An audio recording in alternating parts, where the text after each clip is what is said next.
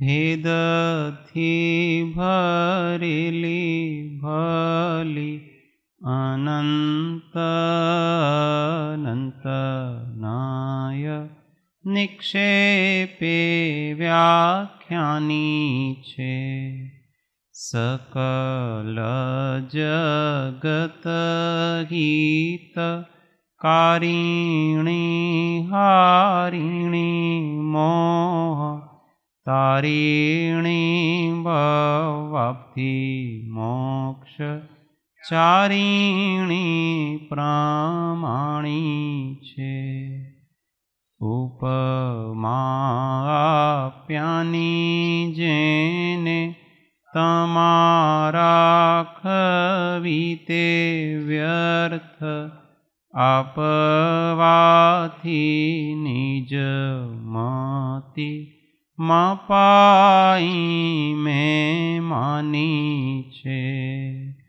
अहो राज चंद्र बाळ ख्याल नथी पामताय जिनेश्वर तणी वाणी जाणी तेणे जाणी छे।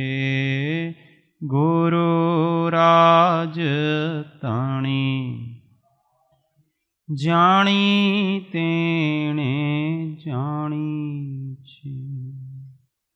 मोक्षमार्गस्य नेतारं भेतारं कर्मभूभृतां ज्ञातारं विश्वतत्त्वानां वन्दे तद्गुणलब्धये वन्दे तद्गुणलब्धये।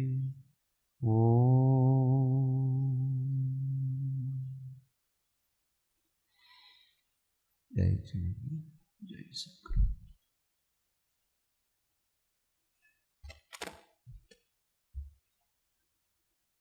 तत्व विचार में श्री तत्वार्थ प्रबोधिनी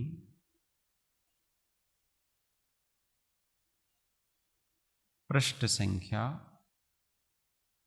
हिंदी में 29 गुजराती में 28 प्रस्तावना चल रही है। जीव का वर्णन चल रहा है अलग अलग प्रकार से। अब दर्शन की अपेक्षा से जीव का वर्णन चलेगा। यह काला है, यह गोरा है, यह जीव है, यह पुद्गल है। इस प्रकार के विशेष विकल्प रूप प्रकाश से रहित यह है, इस रूप सत्ता सामान्य चित प्रकाश को सर्वज्ञ के आगम में दर्शन कहा गया है। चक्षु दर्शन, अचक्षु दर्शन, अवधि दर्शन और केवल दर्शन के भेद से दर्शन 4 प्रकार का कहा गया है। चक्षु दर्शनावरण कर्म के क्षयोपशम के निमित्त से तत्संबंधी वस्तु का जो सामान्य प्रतिभास होता है उसे चक्षु दर्शन कहते हैं। चक्षु के अतिरिक्त शेष 4 इंद्रिय और 9 इंद्रिय मन के क्षयोपशम के निमित्त से तत्संबंधी वस्तु का जो सामान्य प्रतिभास होता है उसे अचक्षु दर्शन कहा गया है। अवधि ज्ञान के पूर्व अवधि दर्शनावरण के क्षयोपशम से तत्संबंधी पदार्थ का जो सामान्य ग्रहण होता है वह अवधि दर्शन कहलाता है। केवल दर्शनावरण कर्म के क्षय से लोकालोक रूप महासत्ता का जो अवग्रहण होता है उसे केवल दर्शन कहते हैं।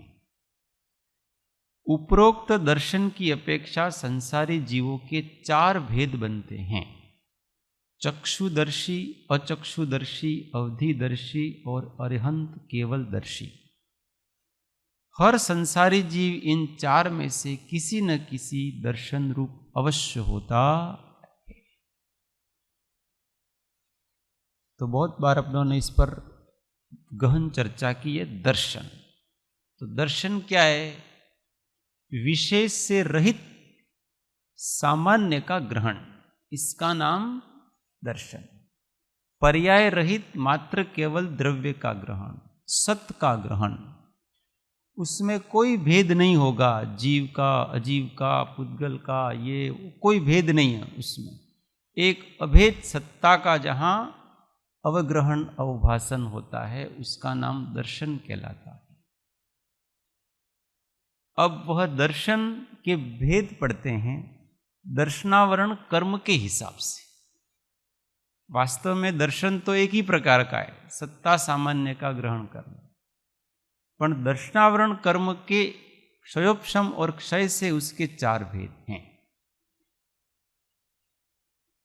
तो दर्शनावरण कर्म कितने प्रकार का है? 9 प्रकार का है। तो इसके 9 भेद होने चाहिए ना, दर्शन के 9 भेद होने चाहिए, परंतु इसके 9 भेद तो है नहीं।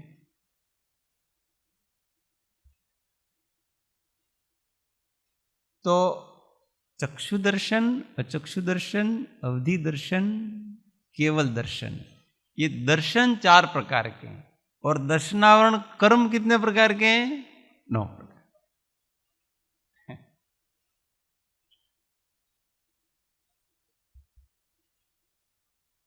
निद्रा, निद्रा निद्रा, प्रचला, प्रचला प्रचला और स्त्यान गृद्धि।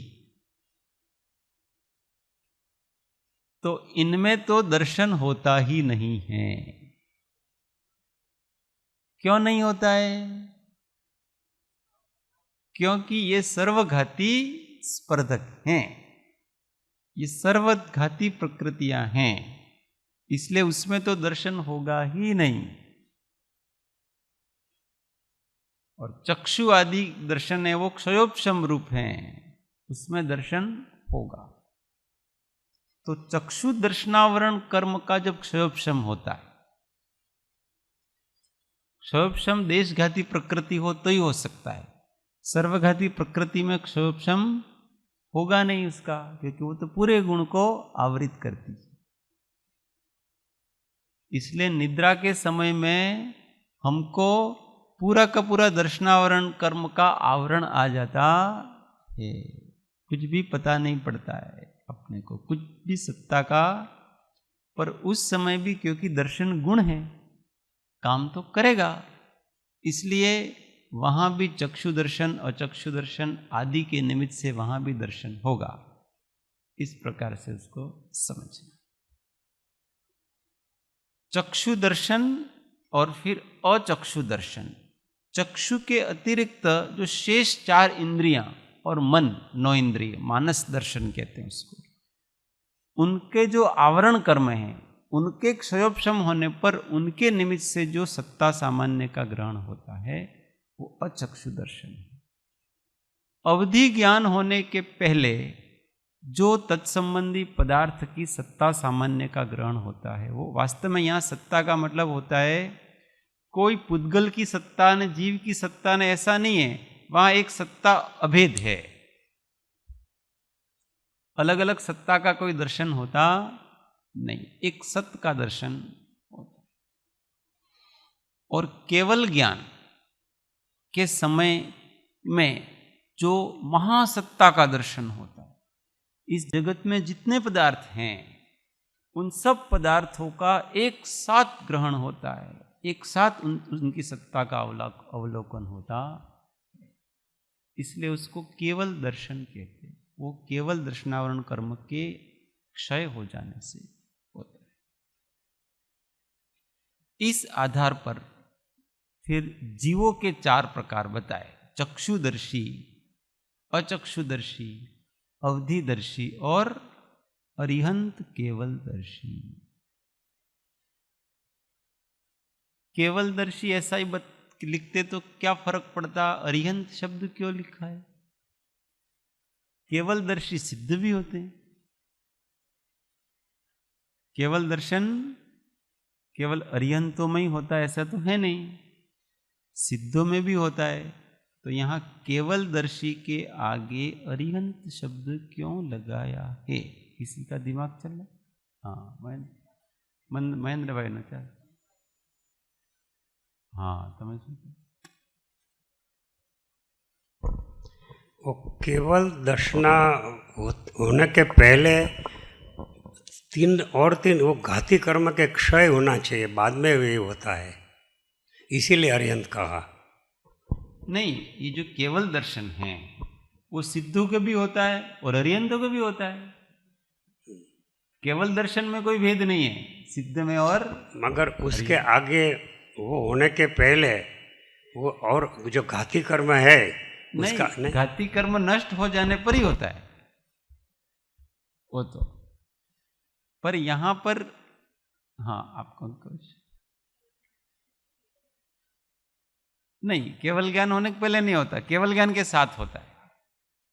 बाकी के दर्शन पहले होते हैं ज्ञान के, और ये युगपद होता है। पर यहाँ अरिहंत शब्द तो इसलिए लगा है कि हम अभी संसारी जीवों की चर्चा कर रहे हैं। ये सब 14 मार्गणा किसकी चर्चा हो रही है? अपने संसारी जीवों की। तो अरिहंत संसारी है और उस संसारी के केवल दर्शन है। इसलिए क्योंकि अरिहंत को किस में लेंगे अपन? मार्गणाओं में। संसारी में संसारी क्यों है? हाँ, क्योंकि संसारी उनके सभी कर्म, उनके मनुष्य नाम कर्म का उदय, इसलिए मनुष्य है वो। और भी गोत्र नाम कर्म का उदय है। सब जितना प्रकार के है वो सारा सारा मनुष्य के योग्य उनके शरीर है, सब कुछ है। इसलिए वो संसारी जीव है। जिसके भी एक भी कर्म बाकी है वो क्या है? संसारी है। इसलिए यहां पर अरिहंत शब्द लगा है, क्योंकि संसारी जीवों का वर्णन है। ऐसा होता है शास्त्रों में कोई भी शब्द कम ज्यादा आगे पीछे ऐसा नहीं होता है, हर चीज कारण सहित होती है। इसलिए कभी शास्त्रकारों की भूल निकालने का प्रयत्न नहीं करना। वो इतना सोच समझ करके लिखते हैं। वितराग मार्ग में किसी शास्त्र का प्रणयन करना ये इतना बहुत बड़ा जोखिम का काम है, बहुत बड़ी रिस्क का काम है। आप एक शब्द भी आगे पीछे नहीं हो सकते। उत्सूत्र प्ररूपणा का महादोष लगता है। इसलिए बहुत सोच समझ करके एक एक वचन बोलें और बहुत सोच समझ करके एक एक वचन, नहीं तो गड़बड़ घोटाला हो जाता। इसलिए जिसके हृदय में सम्यक ज्ञान का प्रकाश नहीं होता है उसको इन सब कड़ाकुट में पढ़ना कुछ न कुछ भूल था। पहले अपने हृदय प्रदेश में बराबर वस्तु का स्वरूप जैसे है वैसे सुस्थित होना चाहिए। स्वप्न में भी गलती होने की संभावना न हो। किसमें? प्रयोजन भूत में। सूक्ष्म होते हैं उसमें तो बड़े बड़े आचार्यों के भी हो सकता है, क्योंकि क्षयोपशम ज्ञानी है और क्षयोपशम ज्ञानी के दोष होने की संभावना रहती, परंतु मूल सैद्धांतिक दोष नहीं होते। अब आगे, अब लेश्या की अपेक्षा से बात करते हैं। ये समझना जैसा है। जीव को कर्मों से लिप्त करती है ऐसी कषाय से युक्त योग प्रवृत्ति को लेश्या कहते हैं। कषाय परिणामों की तारतम्यता के आधार से लेश्या के 6 भेद हैं: कृष्ण, नील, कापोत, पीत, पद्म और शुक्ल लेश्या। अब इन सबके लक्षण बताए। देखो, पहले लेश्या कहते हैं किसको है, उसकी परिभाषा। जीव को कर्मों से लिप्त करती है ऐसी कषाय से युक्त योग प्रवृत्ति को लेश्या कहते हैं। लेश्या नाम योगों की प्रवृत्ति है। मन, वचन और काय, इन तीनों के योगों की जो प्रवृत्ति होता है उसका नाम लेश्या कहलाती है। और वो होती कैसे हैं? कषाय से युक्त। जिस योग में कषाय होती है उस कषाय से उसका एक तेज बनता है, आभा मंडल बनता है। वही यहाँ पर लेश्या कहलाती है। लेश्या का मतलब होता है उसकी चेतना के इर्द गिर्द, चेतना की जैसी उसकी अवस्था है, परिणति है, उस अवस्था के अनुसार पौद्गलिक जो आभामंडल बनता है, इसको ओरा भी कहते हैं अपन, पौद्गलिक आभामंडल है वो मन, वचन और काय इन तीनों के निमित्त से बनता है, वो आभामंडल। वो जीव के चेतना पे लगा हुआ है। जितनी जितनी चेतना है उस चेतना का पुद्गल के ऊपर जो प्रभाव है, तो शरीर की भी ऐसी प्रवृत्ति हो जाएगी, आपकी वाणी की भी ऐसी प्रवृत्ति हो जाएगी, आपकी मन की भी ऐसी रचना हो जाएगी जैसी आपके भीतर की कषाय। ये समझने जैसा है।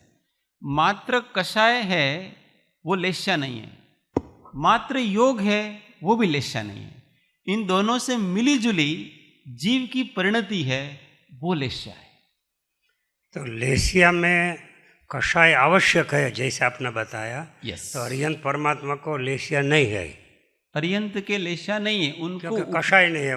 उनको मात्र उपचार से शुक्ल लेश्या ऐसा कहा जाता है। वो तो आता है क्या शुक्ल लेश्या, मगर कषाय नहीं है, योग कहा है। जाता है। उपचार से इसलिए कहा जाता है कि उनका शरीर है और उनके शरीर का तेज है कि नहीं, तो वो तो आभा मंडल है उसका, है ना, उनका तेज है, वो उनकी चेतना के कारण से। उसमें योग है। अगर उनमें चेतना न हो और उस चेतना का प्रभाव इतना है कि उसके कारण से वो इतनी शुभ चेतना है, शुक्ल चेतना है, कि उस शुक्ल चेतना के आवरण रूप जो शरीर है वो भी शुक्ल हो गया। यही उनकी लेश्या है।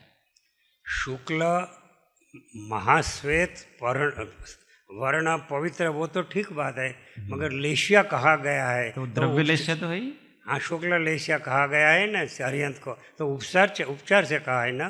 द्रव्य लेश्या तो है ही और भाव लेश्या उपचार से। लेश्या के भी दो प्रकार है। अच्छा, एक द्रव्य लेश्या और एक भाव लेश्या। द्रव्य लेश्या शरीर का वर्ण है। अच्छा, जिसके जिस प्रकार के शरीर का वर्ण होता है वो इसकी द्रव्य लेश्या। और हाँ, मतलब वर्ण मतलब कांति, वही आपका शरीर गोरा है तो वो गोरा, आपका शरीर काला है तो काला, वो लेश्या है उसकी। भाव लेश्या में क्या होगा कि भाव लेश्या है, अब उसमें कषाय जरूरी है आपकी। भाव अरिहंतों के भाव लेश्या नहीं होती है, द्रव्य लेश्या तो उनके भी होती है क्योंकि वो शरीर सहित है। भावमंडल में आत्म प्रदेश होते हैं। भावमंडल में भाव आभा मंडल जो होती है ना, आत्म प्रदेश तो आत्मा के हैं। वो हाँ, उधर और नहीं आत्मा होंगे। अपने शरीर में आत्मा है तो सब जगह आत्मा है। ये जो तेज दिख रहा है ना अपने को, आभा मंडल वो सभी आत्मा का ही तो है।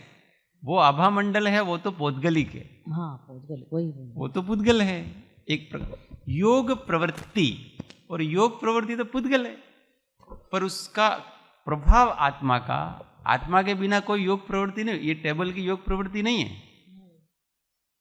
इस माइक की योग प्रवृत्ति नहीं है। क्यों? उपयोग स्वभावी आत्मा नहीं है, चेतना नहीं है इसमें। चेतना से संयुक्त योग प्रवृत्ति है, उसका नाम कषाय, अरे लेश्या। દ્રવ્ય લેશા તો બદલાય નહીં, પણ ભાવ લેશા બદલાયા કરે, રાઈટ? हाँ, द्रव्य लेश्या आयु पर्यंत वही रहती है और भाव लेश्या है वो अंतर मुहूर्त में बदलती है। किसकी बदलती है? मनुष्य और तिर्यंचों की अपेक्षा से। बाकी तो स्थायी भी द्रव्य लेश्या होती है, भाव लेश्या। जैसे नरकों में जो लेश्या कही गई है कि पहले नरक में, जैसे नरक में है तो भाई सब नरकों में कृष्ण लेश्या ही है, पर वहाँ जघन्य प्रकार की जितना प्रकार की वो लेश्या रहती है, तो वो उसी के अंदर उतार चढ़ाव होगा, पर रहेगी कृष्ण लेश्या ही। स्वर्गों में भी जिस स्वर्ग में जो जो लेश्या कही गई है, भाव लेश्या, कि पहले 2 ईशान और उसमें भवंतरिक और उसमें पीत कही गई है, तो वो पीत लेशा ही रहेगी भवंतरिक में, परंतु उसमें उतार चढ़ाव होता रहेगा, पर वो पीत ही रहेगी, पद्म भी नहीं होगी और इसके आगे की कापोद भी ऐसे। और मनुष्यों में, तिर्यंचों में ये बदलता रहता है। लेशिया मन वाला ने जो है कि लेशा बिना मन वालों के भी होती है, निगोदिया जीव, एकेंद्रिय जीव, इनके मन नहीं है, उनके भी लेशा है। कषाय है ना, कषाय से युक्त प्रत, कषाय तो उनके भी, इसलिए लेशा तो उनकी भी रही, तिर्यंचों की गिनती में। तो ये लेशा एक अलग ही प्रकार का परिणमन है इसका, वो बाहर में दिखता है, उसके एक्सप्रेशन से दिखेगा वगैरह। जैसे हम क्रोध करते हैं तो आत्मा में कलुषता छा जाती है, उस समय कृष्ण लेशा हो जाती है। पूरा आभा मंडल अगर हमारे अंदर अवधि ज्ञान अथवा केवल ज्ञान हो अगर देखें तो उसकी वो पूरा काला काला हो जाता है, कलुषता छा जाती है, भाव काले हो गया मतलब उसके। तो कलुषता तो पुद्गल के ऊपर भी प्रभाव पड़ता। द्रव्य लेशा का उसके कोई प्रभाव नहीं है। किसी का शरीर बहुत काला है, अब साउथ इंडियन कोई है बेचारा काला ही है, तो इसके भाव काले होंगे ऐसे जरूरी नहीं है। और कोई गोरा है और गुस्सा कर रहा है, उसकी लेशा कृष्ण है, वो अंदर से काला है, उसका दिल काला हो गया, हृदय काला हो गया। हृदय है वो भाव लेशा है,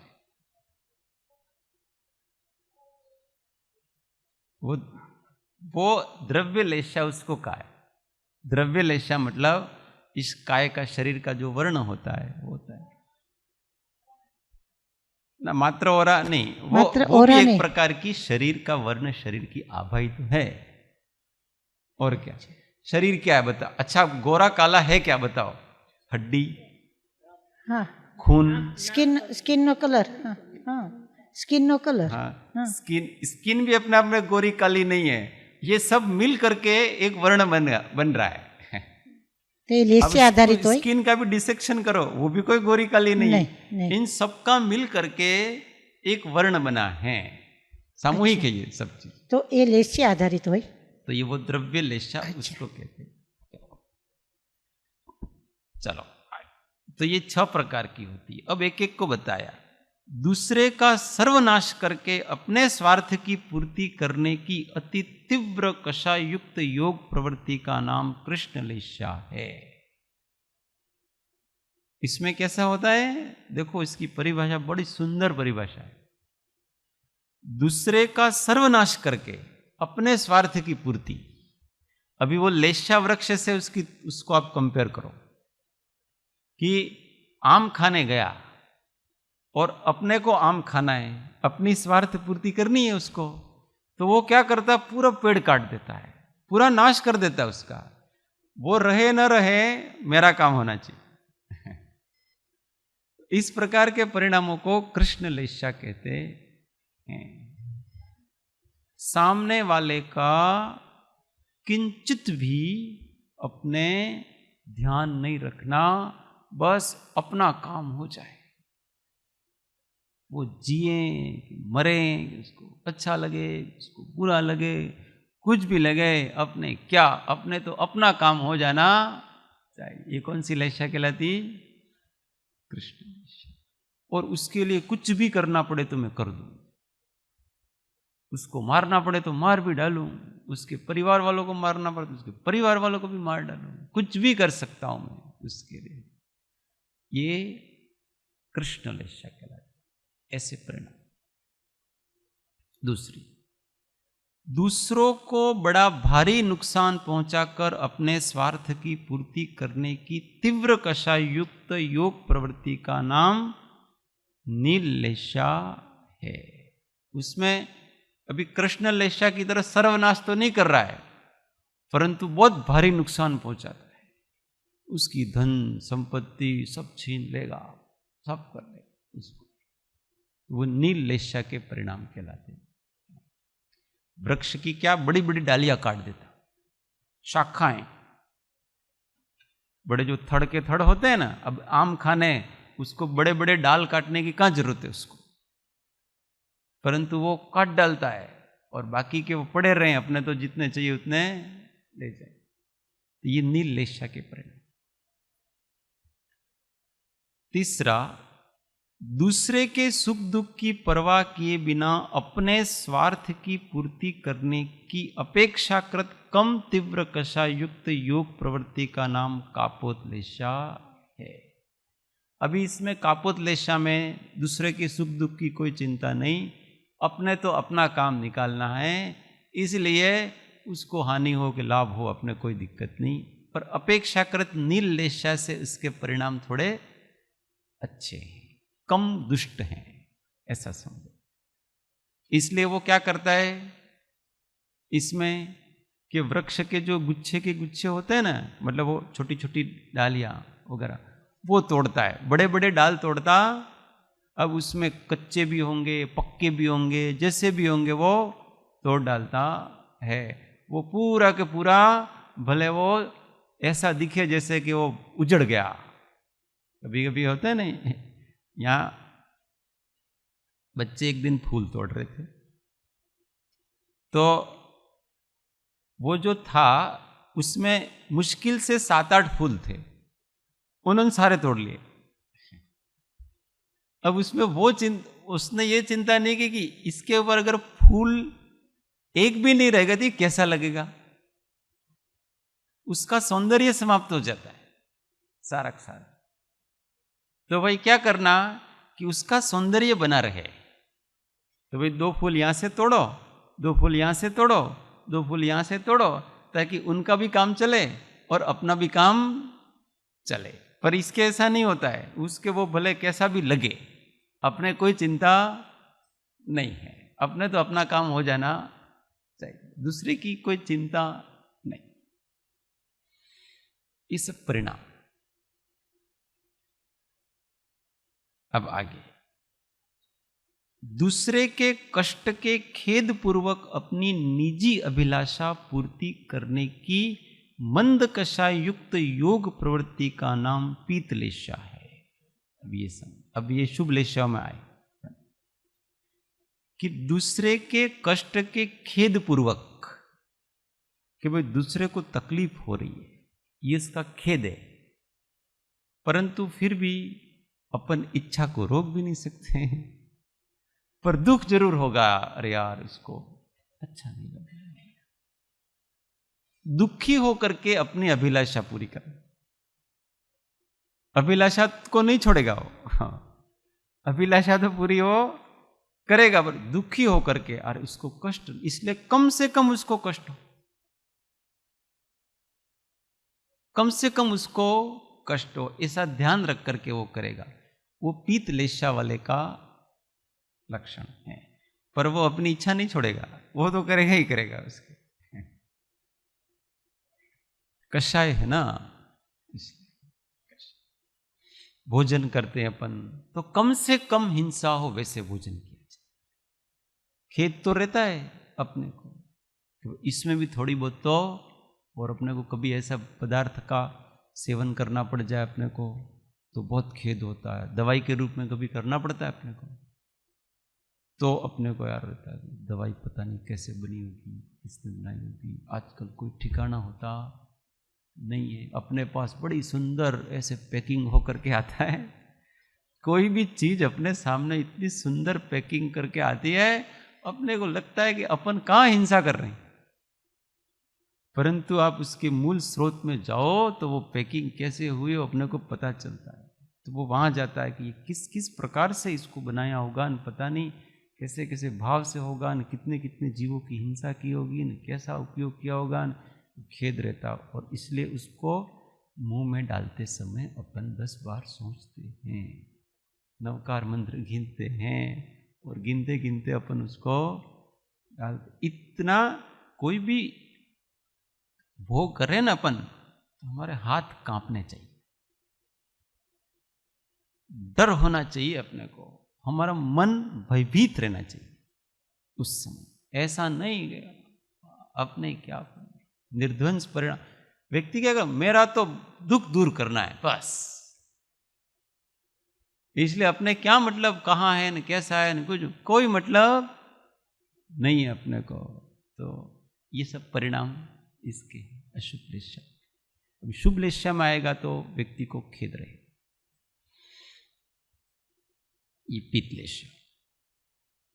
अब पद्म, दूसरे को किंचित भी कष्ट न पहुंचे इस बात का ध्यान रखकर की गई मंदतर कषायुक्त योग प्रवृत्ति का नाम पद्मलेशा है। अभी पद्मलेशा में और अधिक उज्जवल परिणाम, किंचित भी कष्ट नहीं पहुंचे भाई, तो वो क्या करेगा?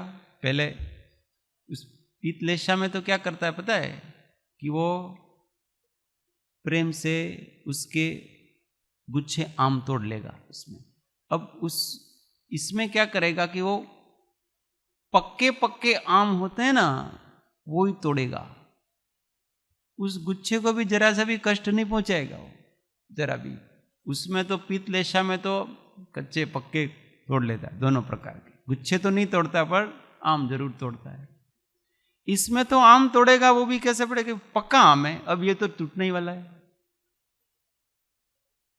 इसलिए उसको धीमे से, बड़े प्रेम से, बड़े स्नेह से वो जो कच्चा आम है ना, उसको तकलीफ नहीं होनी चाहिए इसके साथ, इसलिए बड़े ही संभाल करके उसको तोड़ता है। उसी प्रकार से अपनी अभिलाषा पूर्ति करने के लिए किसी और को कष्ट नहीं होना चाहिए जरा भी।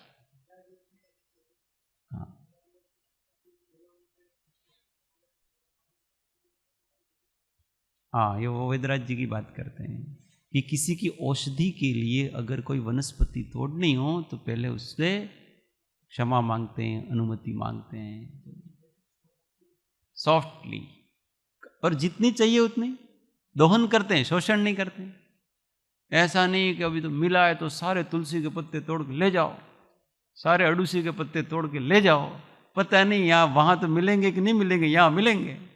ऐसा नहीं कि भाई यहाँ का भी सौंदर्य बना रहना चाहिए और उसको दूसरे को कष्ट, बाजू वाले को कष्ट ना हो। ये पद्मलेशा, मेरा जो काम है मैं चुपचाप करता रहूंगा, बाजू वाले को जरा सा भी कष्ट होना, मेरा दरवाजा खोलना, मेरा दरवाजा बंद करना, मेरा आना, मेरा जाना, मेरा स्नान करना, मेरा खाना, ऐसा होना चाहिए कि जैसे दूसरे को पता ही नहीं चले। ये सब कर कर दिन साथ में रहते हैं पर पता ही नहीं चले कि हम साथ में रह रहे हैं, जरा सी भी तकलीफ नहीं दे रहा है। ऐसे लोग, 1000 लोग साथ हो तो भी क्या दिक्कत, उल्टा एक दूसरे को हेल्प करते, किसी को कष्ट देते नहीं। ऐसे परिणाम ये पद्मलेशा के परिणाम है। जिसकी अभिलाषाएं बहुत कम हो जाती है ना, किसी को कष्ट नहीं, कि मैं मेरे जीवन चलाने के लिए किसी को कष्ट दूंगा। तो निरीह वृत्ति जिसमें बिल्कुल इच्छा अभिलाषा नहीं है, वो तो लेशा है ही नहीं ना। इसमें इच्छा तो है पर दूसरे को कष्ट दे करके इच्छा पूर्ति करने की इच्छा नहीं है। अच्छा, ये तो सब में इच्छाएं तो पड़ी हुई है, इसलिए तो भोग कर रहा है ना उसको। तो अभी तोड़ तो रही है वो पेड़ से, ग्रहण तो कर ही रहा है, कुछ भोग तो कर ही रहा है, भोग की इच्छा, इसलिए तो सारी लेशाएं भोग की इच्छा वाली है, पर क्रम क्रम से कम कम कषायुक्त भोग है ऐसा, इसलिए बंद तो होगा ही। આ લેશિયા કર્મના ઉદય વખતે ભળી જવાથી થાય ને? हाँ, ये लेशा। और लास्ट में है शुक्ल लेशा। किसी को भी किंचित भी कष्ट दिए बिना अपनी इच्छित वस्तु का स्वयमेव ही संयोग हो, तब ही अपनी इच्छा की पूर्ति करने की अति मंद कषाय युक्त योग प्रवृत्ति का नाम शुक्ल लेशा है।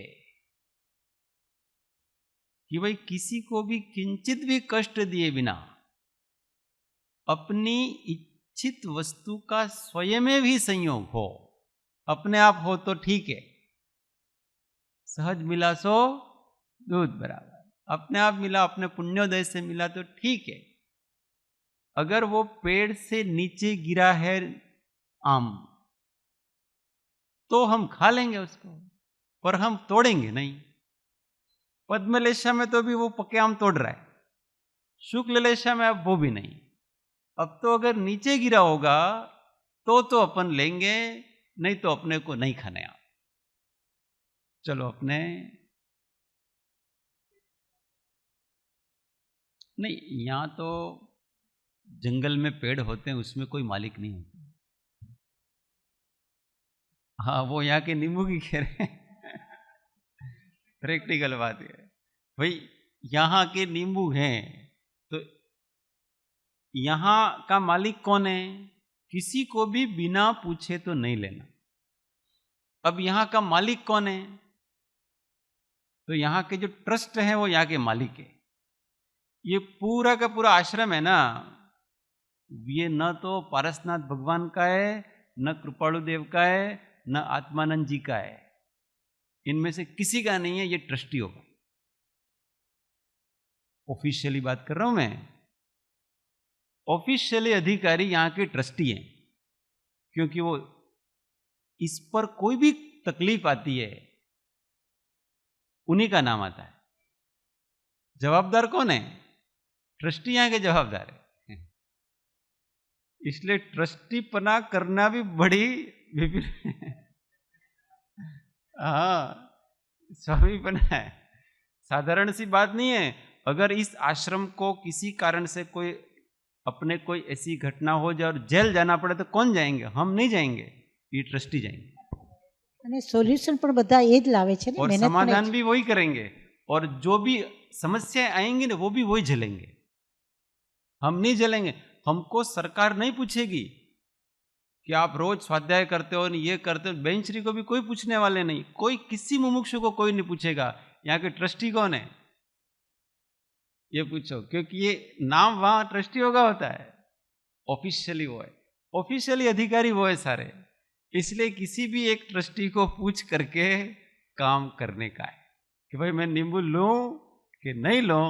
तो विपिन भाई हो कि राजेश भाई हो कि प्रकाश भाई हो कि कोई भी हो, उनको, अथवा उन्होंने जिसको अधिकार दे रखे हैं कि भाई इस मुकुंद वाटिका का अभी देख रेख ये करेंगे, आपको जिसको भी बात करनी है, पूछना परखना जो भी करना है, तो उनसे बात करके ले लेना, तो उनसे ले सकते हैं।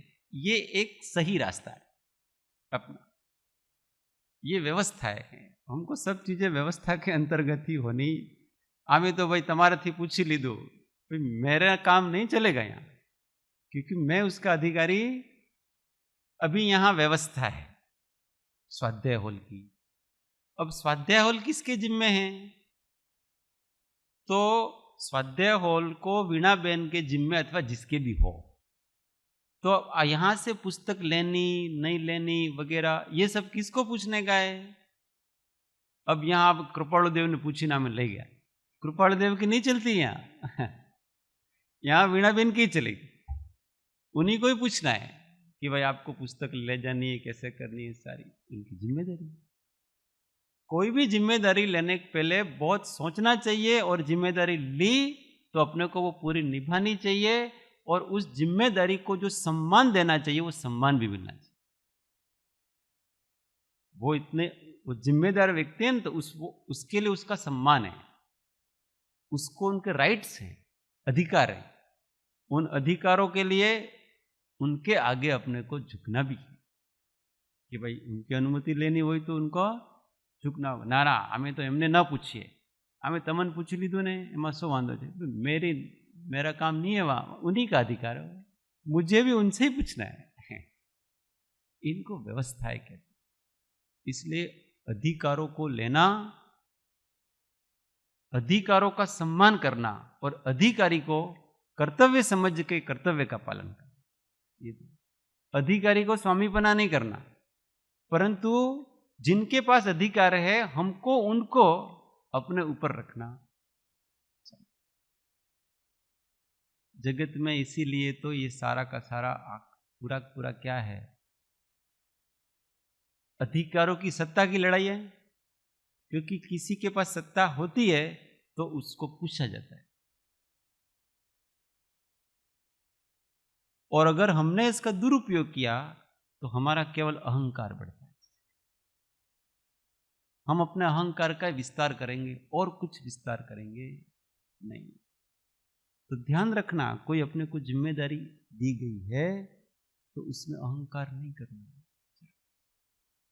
अगर अहंकार आ गया, बात खत्म। आध्यात्मिक साधना केंद्र की ट्रस्टी होना एक अलग प्रकार है, बाकी के होना एक अलग प्रकार है। सेवक बनना, बाकी लोगों का काम है उनका सम्मान करे, उनकी अनुमति ले। उनका कर्तव्य है कि वो एकदम निरीह सेवक बन करके काम, सबके दास बन करके वो काम करे। ये दोनों बराबर चलेंगे ना, तब जाकर के काम होने वाला। गुरु को चाहिए कि शिष्य उनका सम्मान करेंगे, भक्ति करेंगे, सब करेंगे, पर गुरु को अभिमान न होना चाहिए, और शिष्य को उनको जितना हो सके उतना सम्मान उनको देना चाहिए। तो ये जितनी व्यवहारिक वस्तुएं हैं, उनमें किसी को पूछना वगैरह, ये सारी चीजें तो अपने कोई न कोई अपने यहाँ के व्यवस्थापक होते हैं जिनको जिम्मेदारी दे रखी है, उनको पूछना चाहिए। ऐसा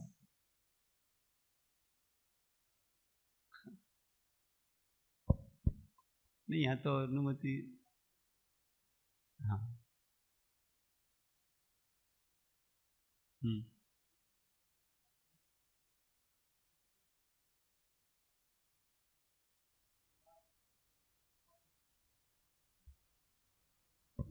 उपयोग नहीं, हाँ, जागृति रहे। तो उपयोग नहीं, अवेयरनेस। मतलब हमको इन वस्तुओं को जीवन समझने की कोई जरूरत नहीं है। उन वस्तुओं के कारण दूसरों को डिस्टर्ब नहीं होना, हमारा बात આવી 2 મિનિટ પહેલા જ વાત આવી कि किसी को डिस्टर्ब नहीं होना चाहिए। बस वस्तु जीवन, इसको हमको जीव समझने की कोई जरूरत नहीं है। मिथ्या समझ क्यों डेवलप करे अपन, कि इसको कष्ट नहीं हो रहा है, कि कुर्सी को अपन इधर उधर खिसकाएंगे तो कुर्सी को कष्ट होगा। कुर्सी को कष्ट नहीं, कुर्सी जड़ है, हाँ, परंतु उसको क्या है कि उसके कारण से किसी जीव को कष्ट ना हो। हमारे सारे प्रयत्न अहिंसा के लिए हैं, किसी जीव को कोई तकलीफ न पहुंचे, और उसका रख रखाव भी होना चाहिए। कुर्सी को ज्यादा इधर उधर करने, वो टूट जाएगी, पैसे कहां से लाएंगे, पैसे लेने पड़ेंगे। ऐसा सब प्रकार से तो उनकी बात सही, रख रखाव करना चाहिए। चलो आगे का कल पढ़ेंगे, ये विषय बहुत अच्छा है। ईश्वर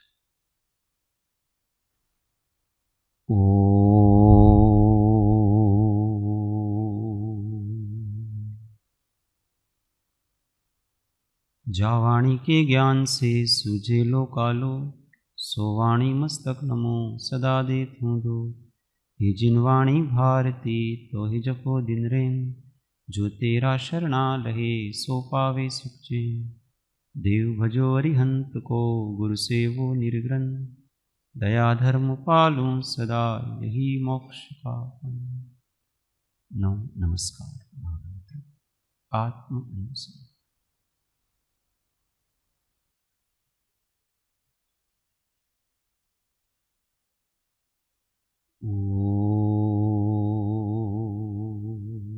शांति शांति शांति। जय श्री